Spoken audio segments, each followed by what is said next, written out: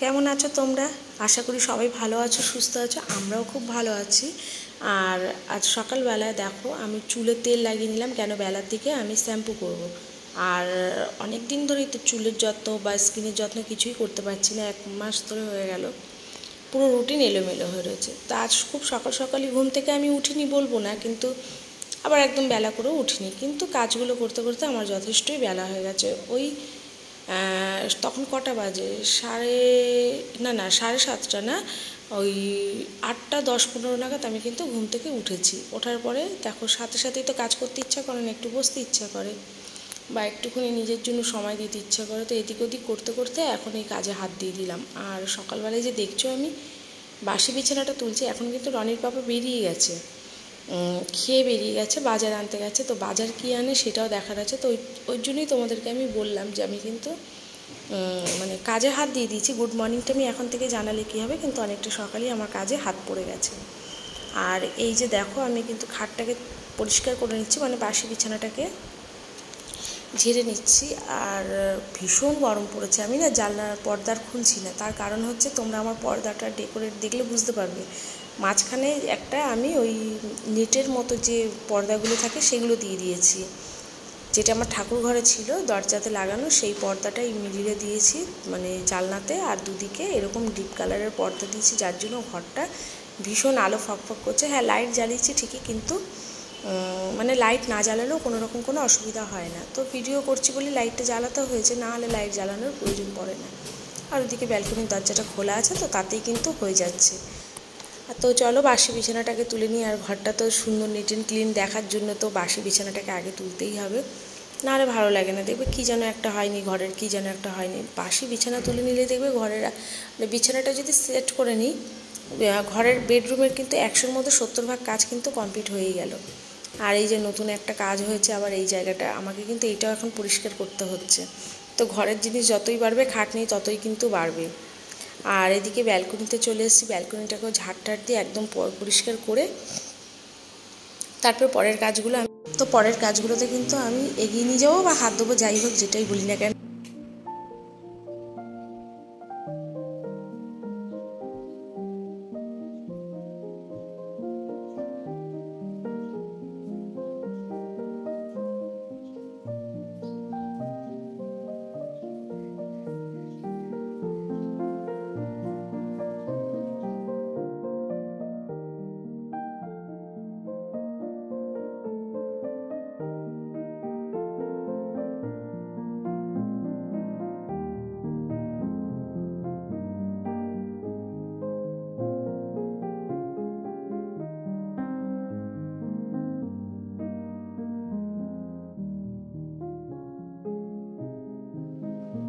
তো ঘর ঝাড় দিয়ে নিলে কি ওই সকালবেলাটা না দেখবে পায়ের নিচে প্রচণ্ড ধুলো ধুলো লাগে, একটু ঝাড় দিয়ে দিলে কি ঘরটাও পরিষ্কার লাগে, আর পরের কাজগুলো করতেও মন লাগে। আর সব থেকে ভালো হয় যদি ঘুম থেকে ওঠার একদম 5টার সময় উঠে সব কাজ সেরে টেরে একটু হেঁটে এসে স্নান করে ঠাকুর পুজোটা দিয়ে দিতে পারতাম, কিন্তু ওরকম না হয়ে উঠছে না। আগে বেশ হচ্ছিল, কিন্তু ইদানিং দেখছি না একটু ডিসব্যালেন্স হয়ে গেছে। আসলে মনে হয় না ঘরের কাজকর্মের একটু এলোমেলো হলে রুটিনটা তখন কিন্তু হয়। বিশেষ করে আমার এই শীতকাল পড়ার পর থেকে আমার একটু এলোমেলো হয়ে যাচ্ছে রুটিনটা। তারপর ওই ঘুরতে গেলাম, ওইসব করেও হলো। Good morning. আর এখন কিন্তু ঘড়ির কাঁটায় বাজে 9টা। আর আমি অনেকক্ষণ আগে থেকে কাজকর্মগুলো টুকটুক করে করছিলাম, কিন্তু তোমাদের সাথে শেয়ার করা হয়নি। তো যাই হোক, ঘরদোর এখন একদম পরিষ্কার পরিচ্ছন্ন করা হয়ে গেছে, মানে ঝাড় দিয়ে তারপর হচ্ছে বিছানা সব তুলে নিয়েছি। এদিকে সোফাটাকেও ভালো করে ঝেড়ে ঝুড়ে নিয়েছি। এই একটা এখন আবার এক্সট্রা কাজ আমার অ্যাড হয়ে গেছে। জিনিস তো থাকলে তো কাজ অ্যাড হবেই। আর এখন আমি ঘর মুছবো। আর যেহেতু বেলা হয়ে গেছে, এখন বেলা করেই উঠেছি, মানে এখনও অবধি ঘরের কাজ কমপ্লিট হয়নি, তো ওই জন্য সকালবেলা করে উঠতে পারছি না। এই যে দেখে না ঘড়ির কাঁটা এখন 9টা, এখনও 9টা বাজেনি। আর এত জামা কাপড় দেখো সব ছড়ানো রয়েছে, এগুলোকে কাঁচা ধোয়া করতে হবে আমাকে আস্তে আস্তে। আচ্ছা, তার আগে একটু দেখিয়ে দিই, বাজার হয়ে গেছে আমাদের।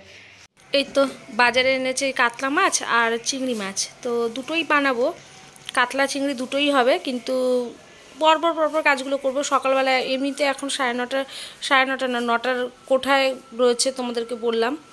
আর তো টিফিনটা আগে না বানালে একটু অসুবিধা হয়ে যাবে পরে।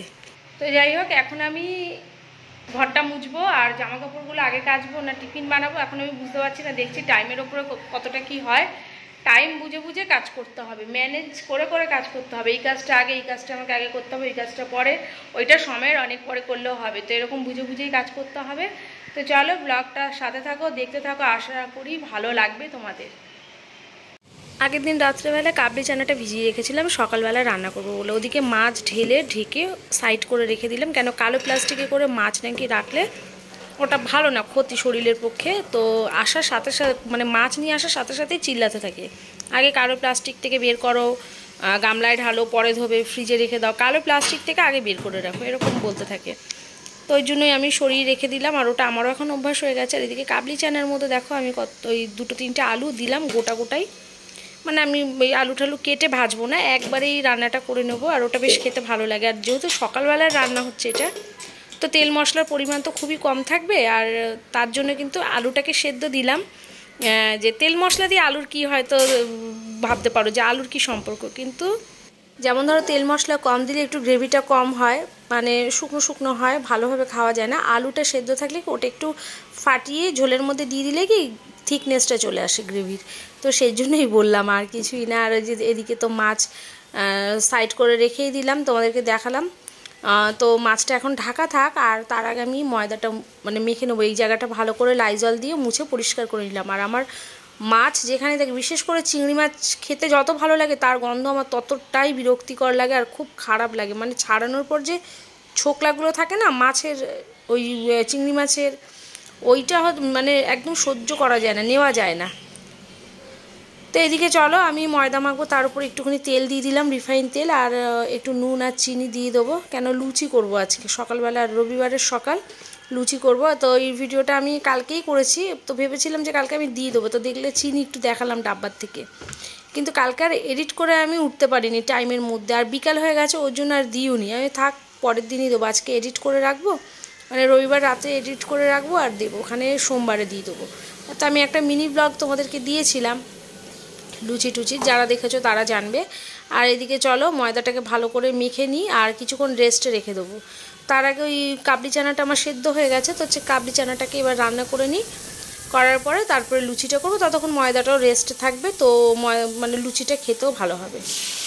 তো এইদিকে দিয়ে দিলাম একটু বেশি করে টমেটো, কড়াইয়ের মধ্যে তেল দিয়েছি, শুকনো লঙ্কা সর্ষের তেল দিয়েছি, আর হচ্ছে 2টো টমেটো কেটে নিয়েছি। আর এদিকে দেখো ধনের গুঁড়ো দিলাম, আর এবার দেবো একটু জিরের গুঁড়ো, এই যে তো আর এমনি শুকনো লঙ্কার গুঁড়ো দেবো, কাঁচা লঙ্কা দিয়ে দিয়েছি।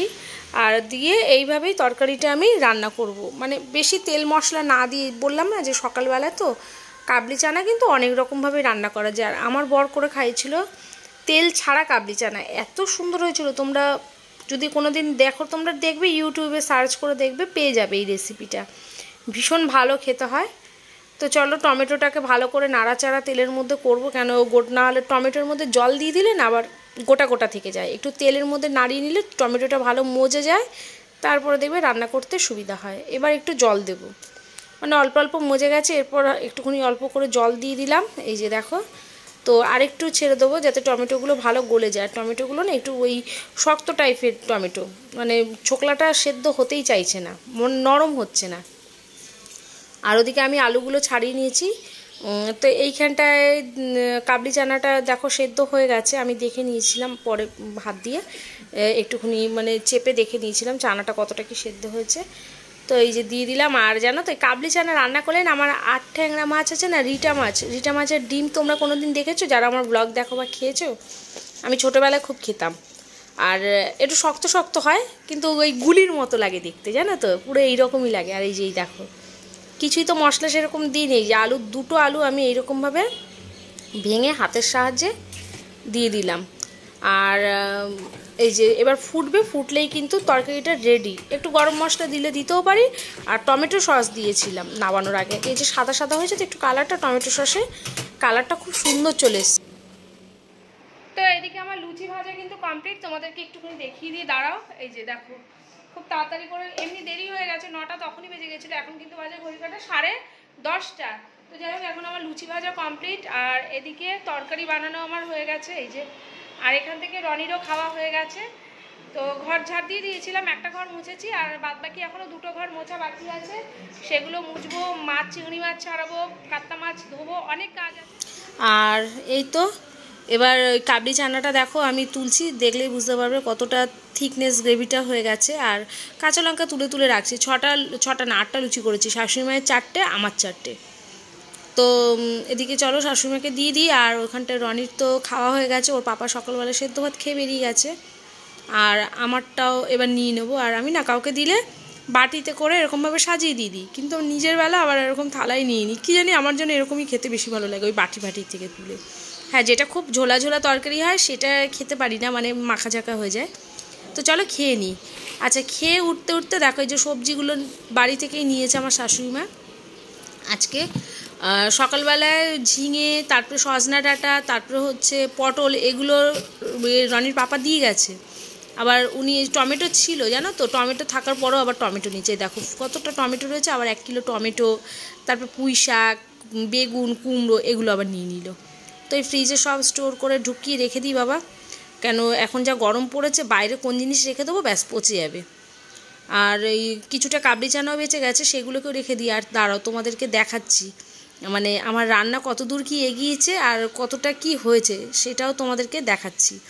তার আগে দাঁড়াও একটু দেখিয়ে দিই তোমাদেরকে। দেখো আমি পটল চিংড়িটাও রান্না করছি, ওদিকে আমার কিন্তু কাতলা মাছ রান্না হয়ে গেছে, পুঁই শাক রান্না হয়ে গেছে, আর এখানটা হচ্ছে আলু দিয়ে, পটল দিয়ে, চিংড়ি মাছ দিয়ে, তো একদম নিরামিষ করছি। আর পটলগুলো দিয়ে আমি এইভাবেই রান্না করি, মানে পটলগুলো ভালো করে ভেজে নিই, তারপরে আলুটা ভেজে যদি কিছু সম্বার দেওয়ার হয় দিই, নাহলে দিই না।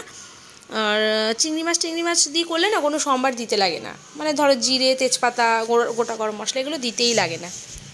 আর ব্যাস এই তো গুঁড়ো মশলা দিয়ে দিলাম, ধনের গুঁড়ো, জিরের গুঁড়ো, আর শুকনো লঙ্কার একটু গুঁড়ো, আর আদা পেস্ট ছিল অল্প একটুখানি দিয়েছি, বেশি দিইনি। আদা আমাকে পেস্ট করতেও হবে, আমি না ফ্রিজে কী করি বলো তো, ছোকলা ছাড়ি না, ছোটো ছোটো ডাট করে রেখে দিই। আগে আমি পেস্ট করে রাখতাম, কিন্তু পেস্ট করে রেখে না সেই টেস্ট পাওয়া যায় না। ভালো বললাম না, পেস্ট আর টেস্ট, তো যাই হোক ওই পাওয়া যায় না ওরকম ভালো টেস্ট। আর ওদিকে রান্না হচ্ছে, আর এদিকে আমার বাসন কোসন ও মাজা ঘষাগুলো হয়ে যাচ্ছে। মেজে ঘষে নিয়ে নিই বাবা, যত রাখবো তত নিজের প্রেশার বেড়ে যায়, কখন বাসন মাজবো, বাসনের দিকে তাকালেই যেন আমার আতঙ্ক চলে আসে। আর আমার সব থেকে জানো তো কষ্টের কাজ লাগে বাসন মাজা, মানে বাসন মাজতে গেলেই আমার বিরক্ত লেগে যায়, এত বাসন। আর পরে না আমি না অল্প বাসনে একদম কাজ করতেই পারি না। তো এই যে দেখো একদম কিন্তু এইরকম কষা কষা মাখা মাখা হয়েছে তরকারিটা।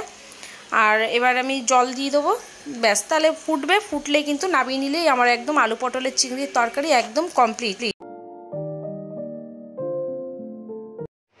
তো রান্নাবান্না আমার কিন্তু কমপ্লিট, এদিকে গ্যাস ফ্যাস সব মুছে পরিষ্কার করে রেখে দিয়েছি। এখানে ভাত হয়ে গেছে, সকালবেলায় একটা আলু সেদ্ধ কাবলি চানাতে দিয়েছিলাম, সেই আলু সেদ্ধ একটা রয়ে গেছে, 3টে করেছিলাম, 2টো দিয়েছি, একটা রয়ে গেছে লাগিনি। আচ্ছা, এইখানটা সব রান্না আমি রেখে দিয়েছি। এই যে পুঁই শাকের চচ্চড়ি অল্প করেই করেছি, আর এখানে মাছ আছে এই যে, আর এখানটা পটল আলু তরকারি। তো মোটামুটি সব রান্নাই কমপ্লিট। আর এদিকে গ্যাস সব এইসব টেবিল মুছে পরিষ্কার করে নিয়েছি। এবার বাকি রয়েছে ঘর মোছা আর জামা কাপড় কাচা, তো এগুলো করে নেওয়ার পরে একটুখানি আজকে শ্যাম্পু দেবো ভাবছি মাথাটা, কেন তেল দিয়েছি কালকে বেশ ভালো করে জব্বর করে একদম তেল দিয়ে দিয়েছি, তো আজকে একটু শ্যাম্পু না দিলে ভালো লাগছে না। আর গরম আর বলো না, আজ কী গরম পড়ে গেছে, হঠাৎ করে পচা গরম হয়ে গেল কিন্তু। তো যাই হোক, একদম এই গরমটা তো পড়ারই ছিল, কেননা এই চৈত্র মাসে তো গরম টাক ফাটা গরম তো পড়বেই। আর লাইটগুলো অফ করে দিই, ভীষণ গরম লাগছে, লাইটের আলোতে আরও বেশি যেন গরম লাগছে। ঠিক আছে, তো চলো আমি এসব কাজগুলো করি, আর পরে আবার তোমাদের সাথে আমি কথা বলছি। ফাইনালি তোমাদেরকে এটাই বলি যে এই পুরো মানে আমাদের এই ঘরটা সাজাতে পুরো কিন্তু লেগে গেল 3 বছর। তো 3 বছর কেন বলছি, আগে একরকম ছিল আর এখন একরকম হয়ে গেছে, মানে টোটাল ফার্নিচার দিয়ে সাজানো গোছানো। হয়তো তোমাদের কাছে নাও মনে হতে পারে, যে ভাবতেই পারো যে কী এমন, কিন্তু আমাদের ঘরে যেরকম ছিল সেই জায়গাটা থেকে অনেকটাই বেটার হয়ে গেছে। করব এইটা করব সেটা করব, মানে এইটা এইভাবে হবে প্ল্যানিং করে করতে হয়, জানো তো। মধ্যবিত্ত সংসার বা যাই হোক, মানুষকে ভেবেচিন্তেই এগোতে হয়, সব কিছু নিয়ে চলতে হয়। আর মন চাইলেই যে সব কিছু হয়ে যায় সেরকমও না, আগে পিছে চিন্তা করতে হয়। আর যেহেতু দেখো সত্যিকার কথা বলতে গেলে আমার বরমশাই একটি ছেলে, তো তার কিন্তু আগে পরে যে কেউ চিন্তাভাবনা করবে বা তার সমস্যা হলে কেউ তার হাতটা ধরবে সেরকম কিন্তু কোনো ব্যাপার নেই। যাই সমস্যা তাকে একাই সব কিছু বহন করতে হয়, তাকে সব কিছু একাই দেখতে হয়। তো তাই জন্য সবসময় চিন্তাভাবনা করেই কিন্তু আমরা কাজগুলো করি। আর এই যে বিকেলবেলার একটু ভিডিও, আমরা বিকেলবেলা চাটা খেয়েছি আর এখন ওই চিড়ে ভাজা খাচ্ছি।